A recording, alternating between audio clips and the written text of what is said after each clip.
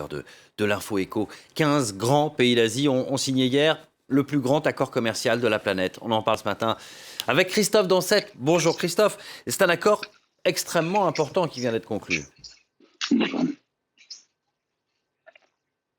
Oui, c'est ce partenariat régional économique global, ou RCEP comme on l'appelle, regroupe 15 pays, les 10 pays de la zone de libre-échange de l'ASEAN, avec la Chine, le Japon, la Corée du Sud, la Nouvelle-Zélande et puis l'Australie. Cela représente un marché de plus de 2,2 milliards de personnes, soit 30% de la population mondiale, et un marché de plus de 26 milliards de dollars.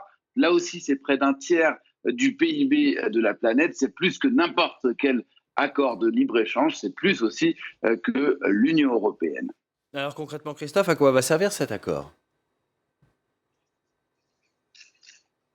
Eh bien, comme tous les accords de libre-échange, il va d'abord permettre une baisse des tarifs douaniers, autour de 90% de baisse de tarifs douaniers, et une simplification des procédures, notamment pour les composants électroniques ou bien automobiles, mais aussi par exemple pour les produits laitiers. En revanche, c'est un accord qui impose très peu de réglementation, rien notamment sur les normes environnementales ou bien sur les normes sociales. Alors pour beaucoup de ces pays, eh bien, ça ne va pas changer grand-chose, car un certain nombre d'entre eux avaient déjà des accords de libre-échange bilatéraux ou bien au sein de l'ASEAN. Cependant, c'est bien la première fois que le Japon signe un accord de libre-échange avec la Corée du Sud, ou bien que la Chine surtout signe avec le Japon, et ça c'est très important. Oui, justement, la Chine, c'est un grand succès pour elle avant tout. Alors vous avez raison, car si la Chine a accepté de participer à ces négociations pour un accord de libre-échange en Asie, des négociations qui avaient commencé il y a 8 ans, c'était pour contrer une initiative parallèle américaine sous Barack Obama, une zone de libre-échange transpacifique qui devait regrouper plusieurs pays d'Amérique latine, d'Asie et puis nord-américains. Mais Donald Trump a claqué la porte de ces négociations en 2017, et le TPP s'est fait sans les États-Unis. En cela, oui, pour Pékin, eh bien, cet accord-là, c'est un grand coup, et il n'est pas du tout évident que Joe Biden, le prochain président américain, avance beaucoup, lui, dans la suppression des tarifs douaniers avec l'Asie.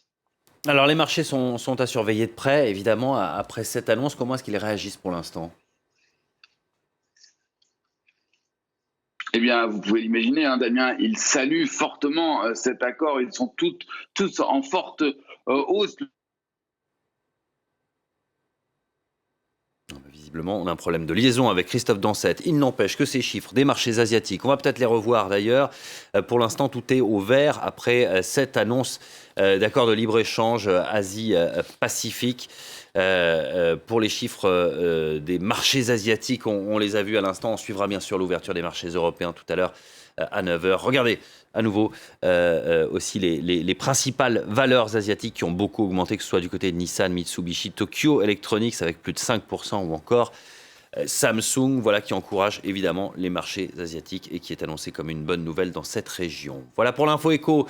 On se retrouve dans un instant pour la suite de Paris Direct, un nouveau journal et le journal des sports. À tout de suite.